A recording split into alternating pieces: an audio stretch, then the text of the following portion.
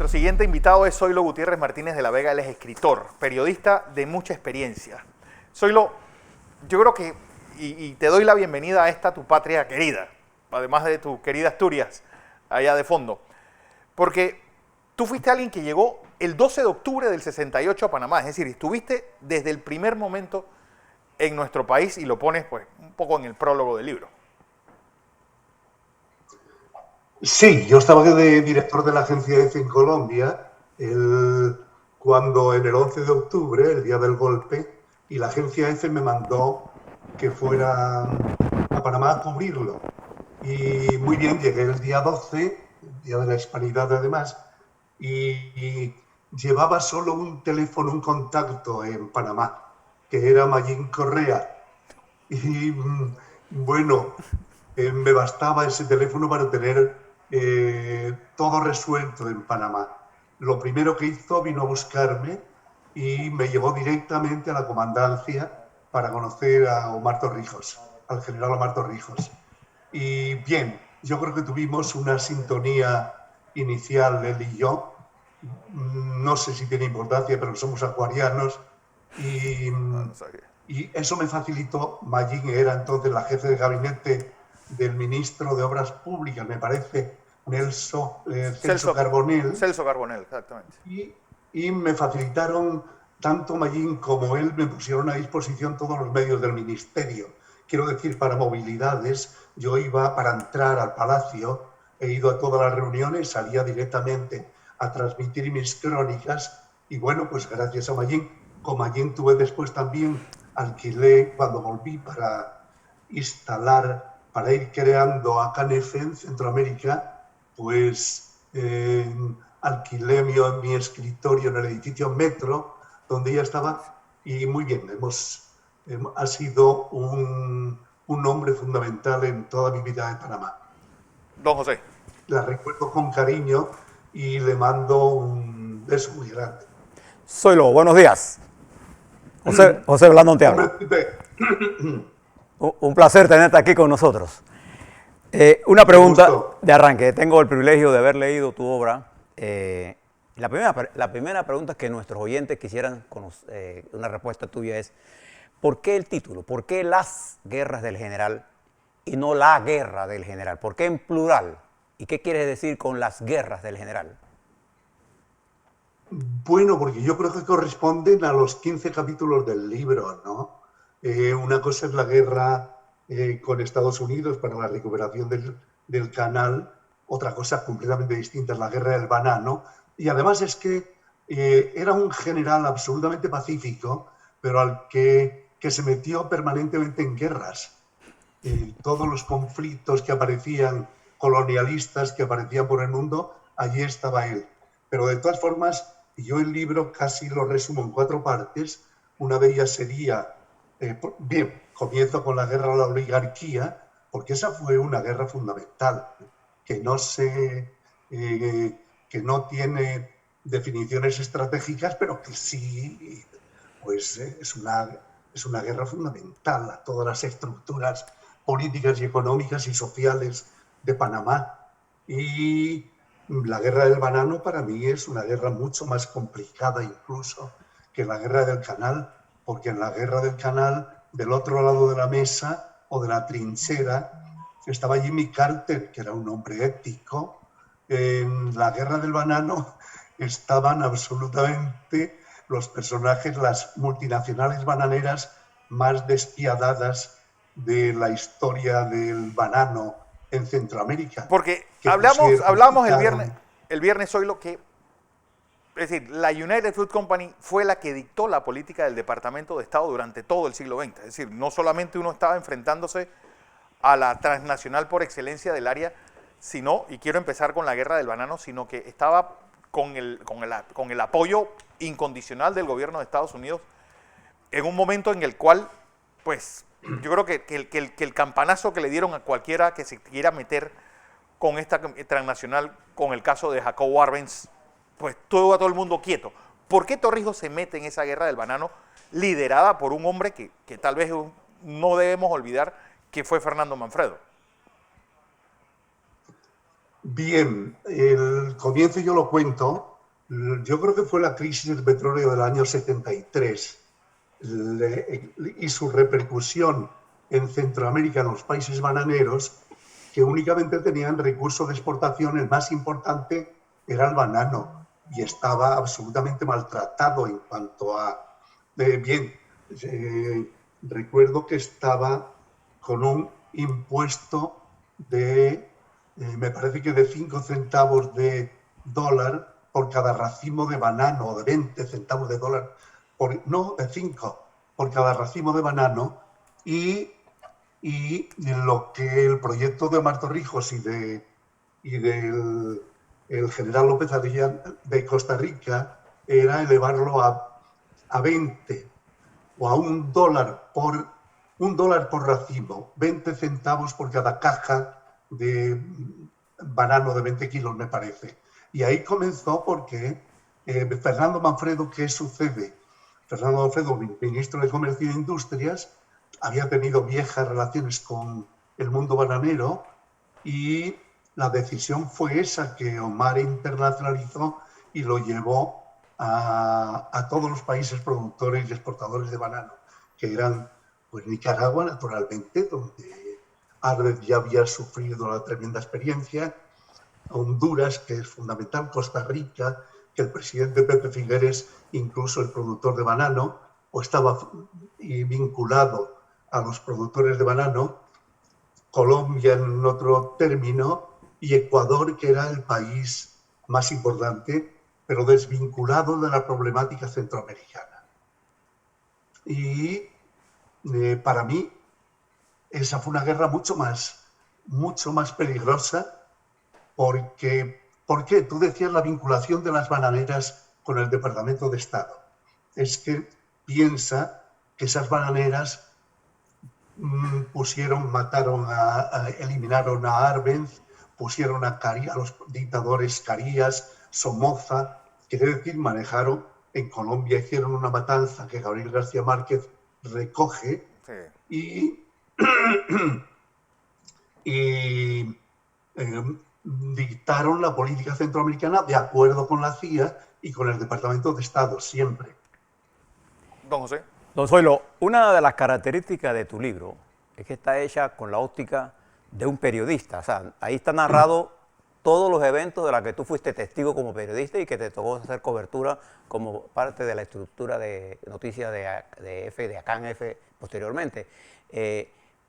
¿Cuál es la diferencia entre esta concepción de un periodista, de un historiador? Porque esto no es un historiador escribiendo, este es un periodista detallando las cosas que él miró y que él puede dar testimonio de que pasaron exactamente así. Naturalmente, yo no soy historiador, no soy biógrafo, yo soy periodista internacional vinculado a América Latina durante 40 años y tengo las piezas que componen ese rompecabezas de la Panamá de Torrijos. Entonces, ¿qué sucede? Mi libro trata de ser un reportaje. Gabriel García Márquez dice que el reportaje es el género periodístico más importante y en el que cada palabra tiene que ser verdad.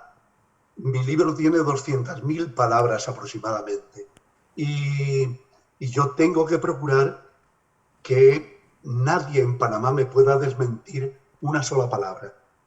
Pero ¿qué sucede con mi libro? Que es mucho más fácil escribir la historia de los reyes católicos o de la reconquista de España contra los árabes o la de Napoleón que escribir en Panamá una historia contemporánea como es el general Torrijos. ¿Por qué? Porque sobreviven todos los que participaron en ella, los colaboradores y todos los lectores de Panamá, o la mayoría de lectores de Panamá que lean mi libro, han vivido esa época. Entonces son testigos, tienen todos los elementos para juzgarme desde un punto de vista de protagonistas de aquella historia también. Entonces, yo lo que hago es un reportaje integrando, primero, todas mis notas, todas mis experiencias afortunadamente próximo al general Torrijos. Yo soy en el libro el periodista que pasa por allí, simplemente. Y naturalmente eso me da una aproximación al personaje y a los hechos, pero después yo tengo que contar esta historia. ¿Para quiénes? Para el Ricardo de las Priella, para Nicolás Nicky Barletta, para Nicolás González Revilla, para Toro Pérez Valladares, para Aristide Rollo, la gente que fueron protagonistas de esa historia. Y naturalmente eso no es fácil, porque cualquiera pudiera desmentirme. En este momento estáis ahí, me parece, en el estudio, Blandón y Pipe Camargo, que sabéis mucho más de esa historia que yo. Me habéis aportado datos y naturalmente que el libro os consulté muchas cosas, pero realmente yo tengo que cuidar de que ninguna de estas 200.000 palabras se me puedan desmentir, ni por vosotros, que estáis mucho más cerca de la historia que yo, ni por cualquier periódico u opositor político. Hay dos personajes que me llaman poderosamente la atención y que lo estuvimos hablando hace unos días. Uno es Josip Broz Tito y su relación con Torrijos, y otra es Fidel Castro, que era una especie de amor-odio. Amor en el sentido amical, pero odio en el sentido, o guerra en el sentido político. Eso ha sido muy delicado. Para mí una de las cosas más delicadas es querer entrar en los amores u odios de dos personajes, de Omar y Fidel Castro. Porque claro, es entrar en intimidades. No, yo creo que la palabra odio no es la más adecuada en este caso.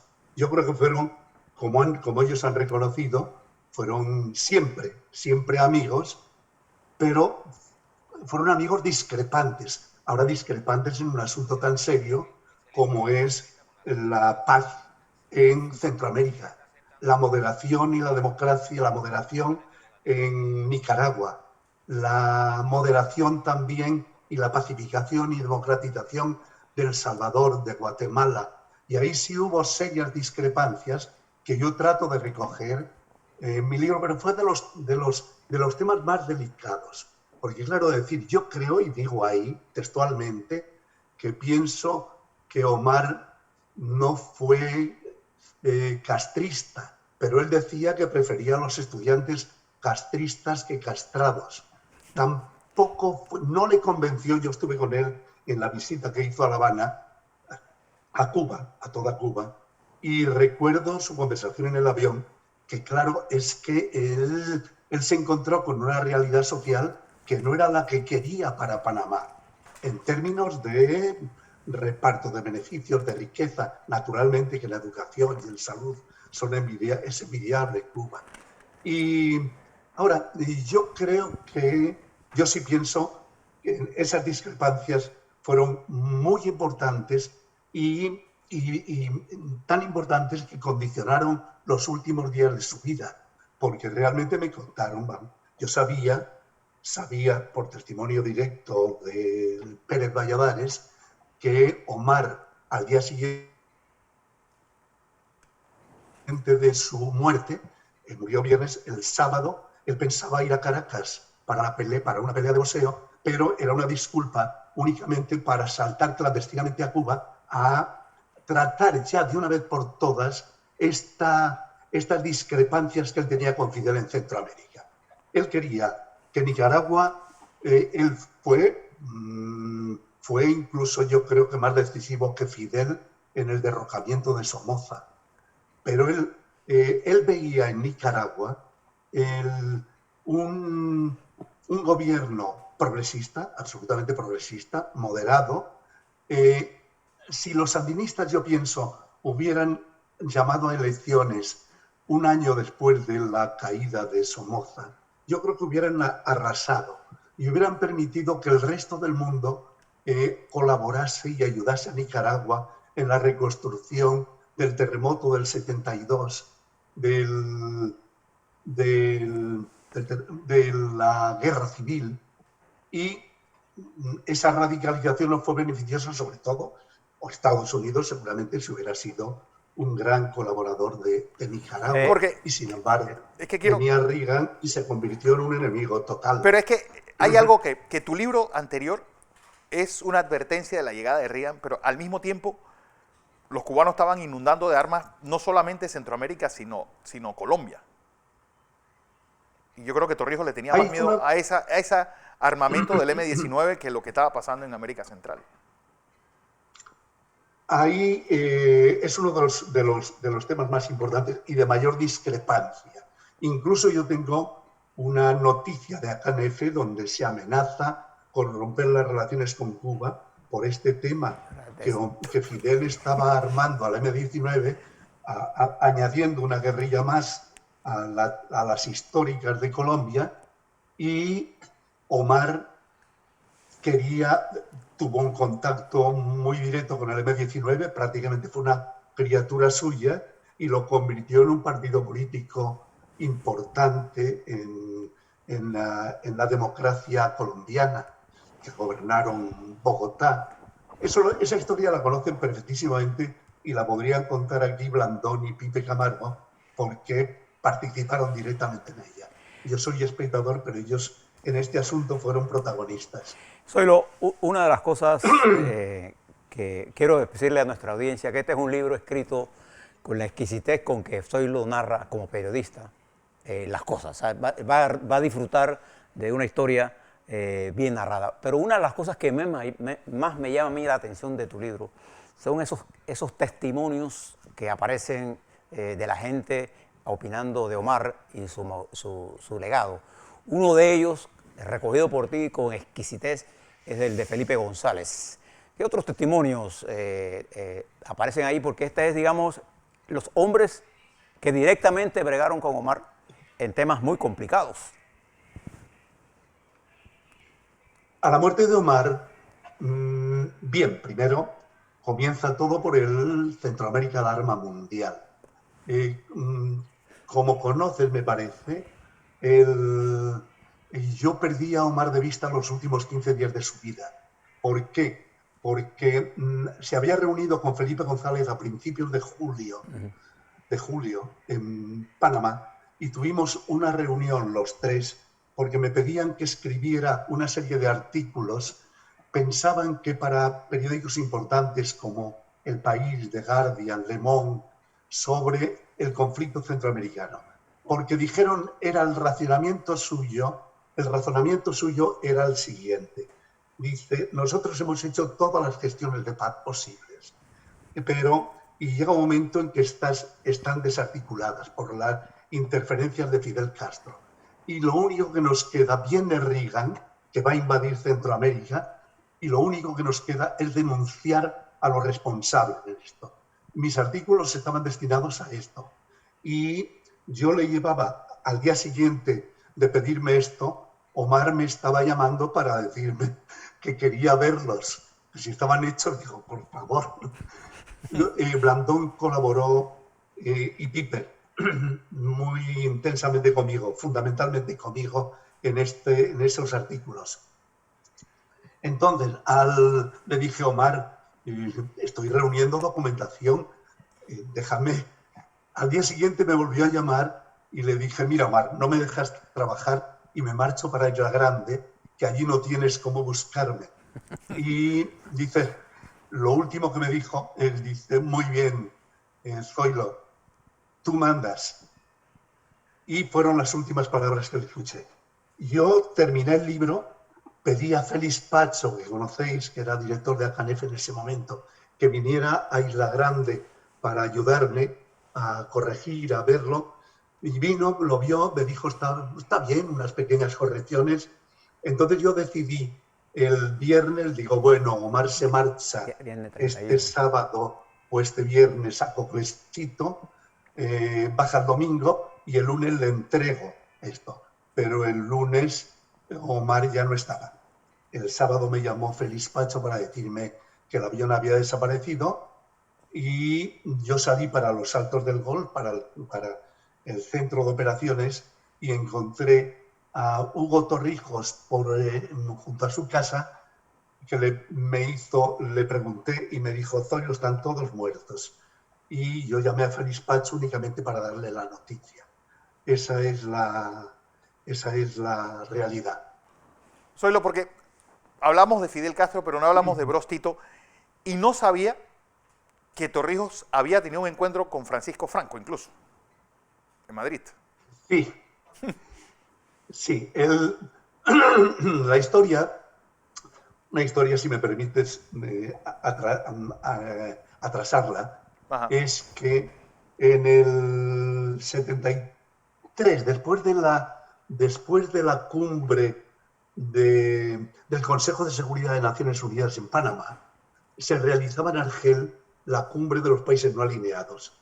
Y Panamá había presentado la solicitud de ingreso, y él, cansado además del Consejo de Seguridad, había tenido un éxito total, y dijo, iba a participar en la reunión de países no alineados. Se adelantó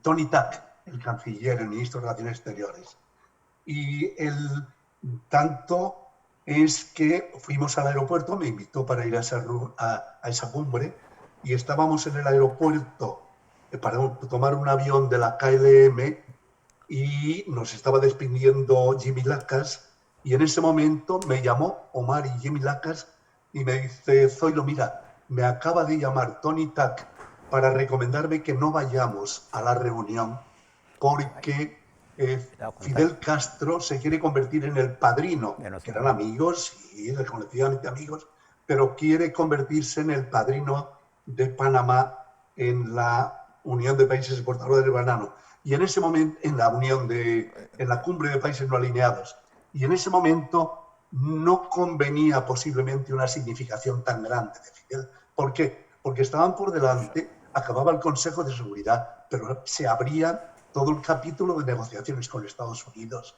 y no parecía conveniente. Entonces, Tony Tack le recomendó a Omar que no viajara a Argel, y me llamaron y me dice, ¿qué te parece esto? Era para mí un compromiso decir sí o no, como le digo yo a Omar lo que tiene que hacer. Y le dije, mira, Omar, Tony Tack es tu ministro de Relaciones Exteriores, o lo dimites o le haces caso. Y entonces dice, vamos todos para casa.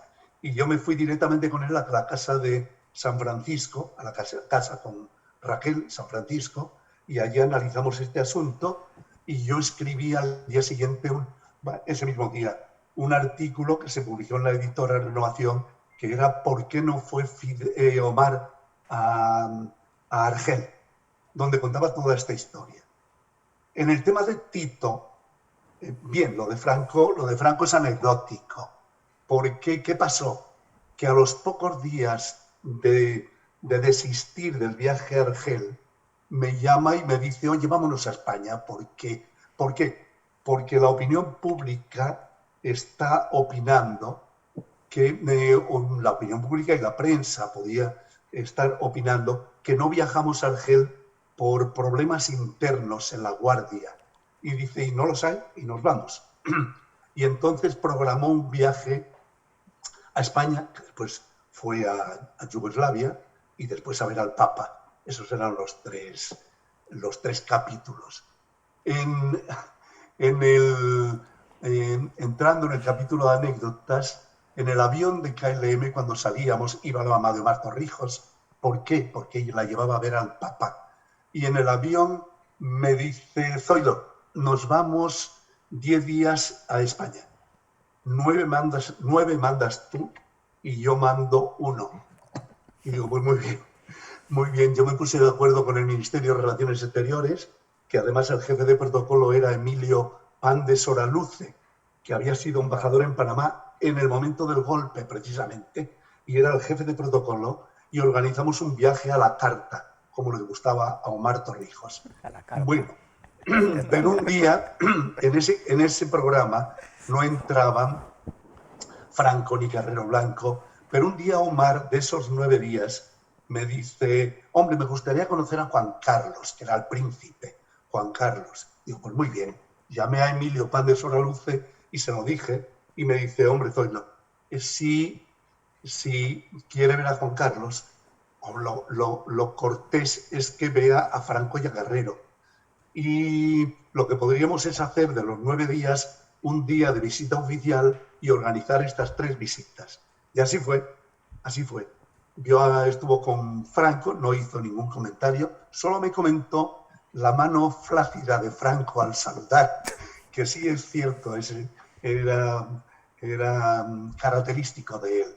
Estuvo con Carrero, que tampoco hizo historia, y se fue a ver al príncipe Juan Carlos, donde, muy bien, una entrevista muy cordial, siempre ahí comenzaron a ser magníficos amigos. Sabes que Juan Carlos estuvo en Panamá después, y le pidió a Omar a Juan Carlos, hombre, ¿por qué no llamas a Felipe, al principito? Y le llamó, que era un chaval, y le sentó en sus rodillas y estuvo, pues hombre, es el actual rey de España, Felipe. Esa es la historia de Franco. En cuanto a Tito, de ahí saltamos a Yugoslavia y pasó también un hecho característico. Llegamos a Belgrado y Tito me parece que era agosto, sí, era agosto, porque en España nos sorprendió el golpe de Chile.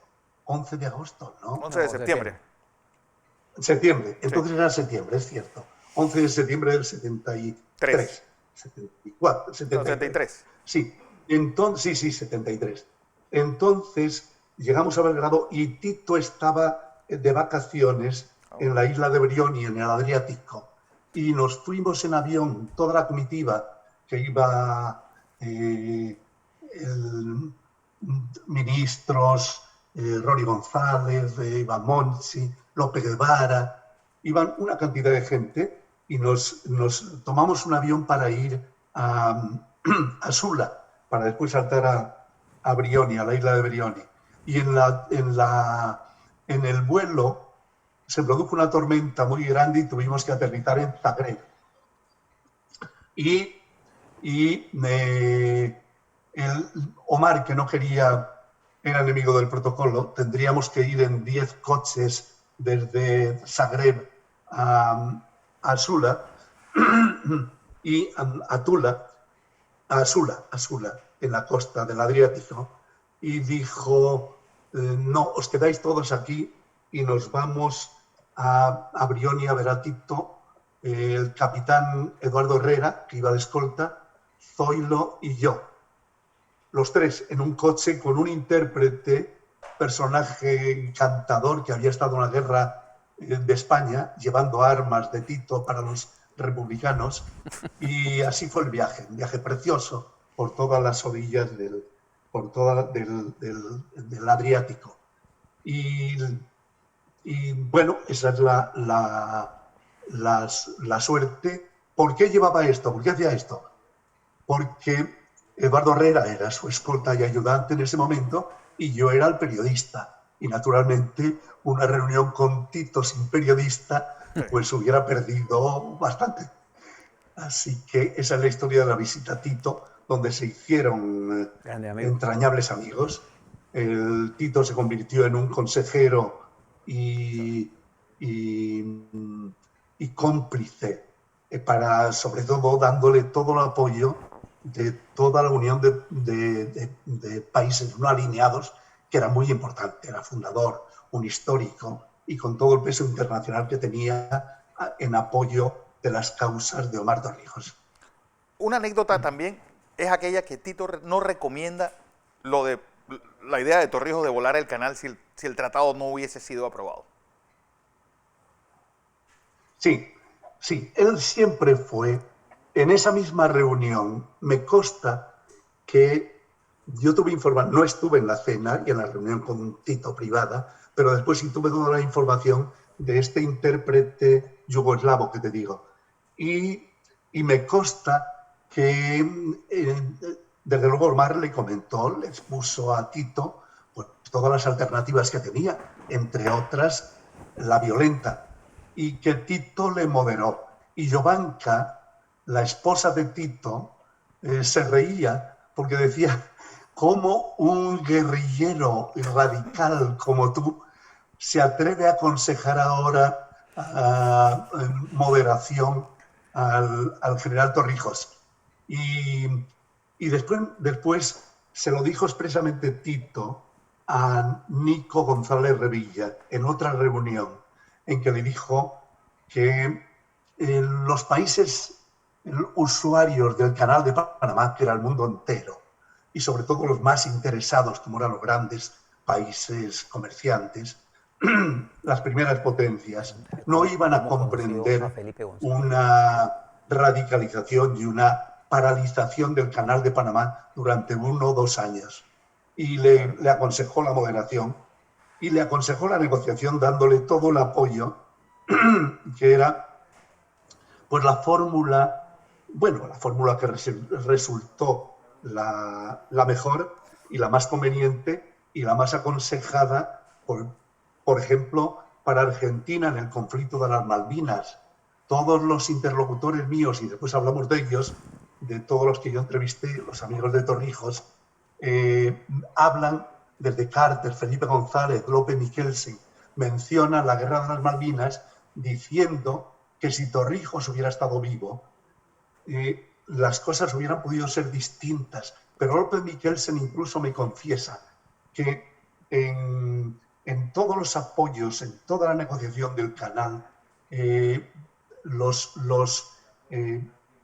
países, los presidentes que estaban apoyando a Torrijos, como Carlos Andrés Pérez, Oduber, López Michelsen, y siempre le ofrecieron a Argentina el apoyo para la negociación con el Reino Unido del tema de las Malvinas, de la descolonización de las Malvinas. Y esto hubiera sido lo más aconsejable. Felipe en cuanto a los amigos de Torrijos a los que yo entrevisté, después de la muerte de Omar, y volvemos al libro Centroamérica, yo me quedé con unos artículos escritos y había muerto el promotor de estos artículos. Y el otro promotor era Felipe González, que vino al entierro de Omar. Y entonces en el entierro yo le dije, mira Felipe, yo tengo esto hecho, ¿qué hacemos con ello? Y me dice, vente a Madrid, lo estudiamos, lo vemos y decidimos. Y así hice. Fui a Madrid y lo vimos y decidimos publicarlo como libro, que salió en México. También a la muerte de Omar, yo decidí entrevistar a todos sus amigos internacionales, los más importantes. Y entonces, para tener testimonio. Claro. Y entonces me fui directamente a Estados Unidos, me recibieron por la importancia de Omar, Carter en su casa de Plains, Hamilton Jordan en Atlanta, Bob Pastor en su casa de Washington y el embajador Bunker en Vermont. Entonces, estas entrevistas fueron filmadas, me acompañaba mi amigo Estefan Proaño y filmamos todas estas entrevistas que tengo en mi poder. Y después fui a Madrid para ver a Felipe González, una entrevista fundamental que se convierte ahora a modo de prólogo del libro. Estuve con López Michelsen en su casa de Bogotá, estuve con Peña Gómez en la alcaldía de Santo Domingo y con Jorge Arturo Reina, etcétera, etcétera. Porque claro, estos son los testimonios que ahora mismo pues, son fundamentales en el libro. Zoilo, es ¿cómo se conocen Felipe González y Omar Torrijos? Se conocieron en aquel viaje de Tito, de Franco.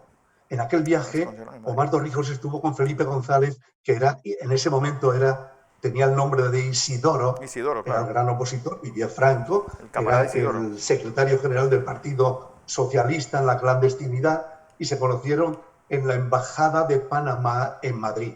Ahí se conocieron.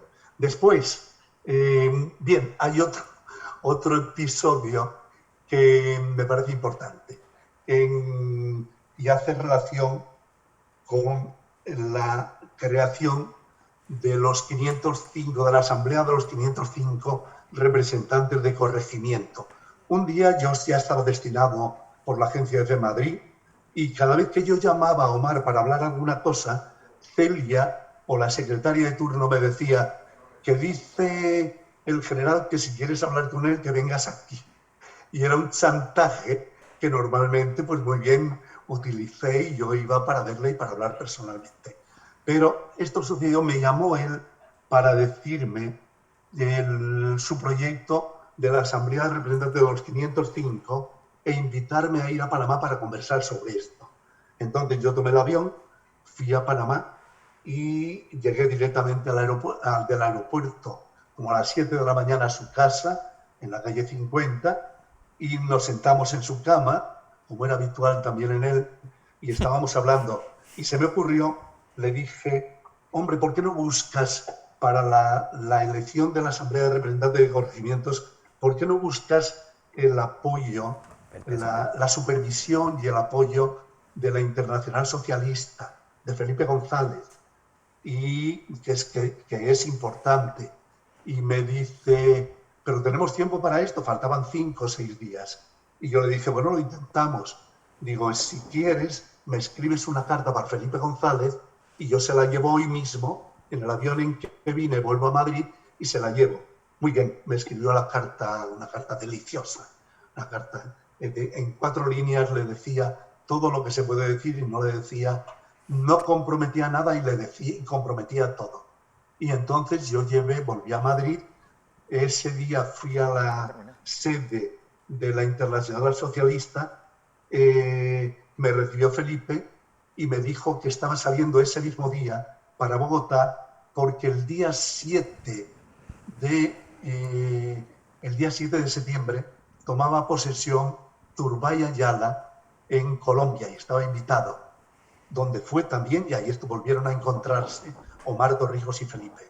Y Felipe me mandó a un diputado, Miguel Ángel Martínez, que era responsable del Departamento Internacional del PSOE, del Partido Socialista, y lo mandó junto con la esposa, que era la jefe de gabinete de Felipe, Miriam Soliman, les mandó a Panamá para supervisar las elecciones. ¿Qué pasó? Que Miguel Ángel Martínez hizo un informe de unas 30 páginas detalladísimo, un análisis de todo el gobierno de Torrijos hasta entonces, desde el golpe, para la Internacional Socialista. Y es un informe que yo utilizo. Mi hija me llama, disculpe. Esto es un informe que yo utilizo en el libro, extensamente, porque estamos hablando del año 74 y la Internacional Socialista está analizando si quieres llamarlo, la dictadura de Omar Torrijos hasta entonces, hasta la Asamblea de Representantes de Corregimiento, desde el punto de vista político, social, internacional, etcétera. Don Zoilo, un placer haberte tenido aquí. El libro La Guerra del General, ¿cuándo sale a la venta y cuándo puede estar en Panamá? El libro ya está en almacenes de Planeta México y yo creo que deben de enviarlo, seguramente lo envían por barco. Entonces debe llegar, me parece, en ese caso, si no fuera por avión, llegaría a mediados de enero. Hay una cosa, si me permites, hay un tema que te quisiera destacar y hemos hablado de Torrijos, de Omar Torrijos, que es el protagonista de estas historias. Pero claro, en todas estas historias hay una serie de colaboradores directos. Hablabas antes, mencionabas a Fernando Manfredo en la Guerra del Banano, una serie de colaboradores que son fundamentales y que están vivos y a los que yo he querido tener completamente en cuenta, ¿no? Incluso alguno de los que se me pasó por alto, yo tengo en cuenta naturalmente a Aristides, a Nico, a Toro, a Ricardo de las Priellas, a todos los que participaron en esta cosa. Pero me di cuenta de que, por ejemplo, a Rómulo, Juan Materno, son fundamentales, Chucho Martínez, desde luego. Y había un personaje al que yo he apreciado mucho, que me parecía muy importante, que era Jorge Illueca, que era un hombre de la historia, pero que Sí. no aparecía en mi historia. Y le dediqué expresamente un párrafo, como le dedico a todos los que estuvieron y que no salen en mi libro por una razón de oportunidad, por ejemplo. Y a los que tengo muchísimo, absolutamente en cuenta. Porque yo considero que Omar Torrijos es el personaje más importante de toda la historia de Panamá, desde 1903, desde luego. Pero considero que todos estos colaboradores son los nuevos próceres del país. Y a los que hay que reconocer pues su participación.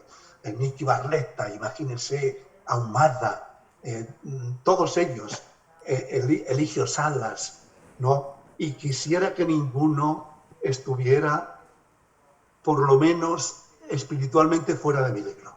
Así es, hombre. Don José Zoilo Gutiérrez Martínez de la Vega, gracias.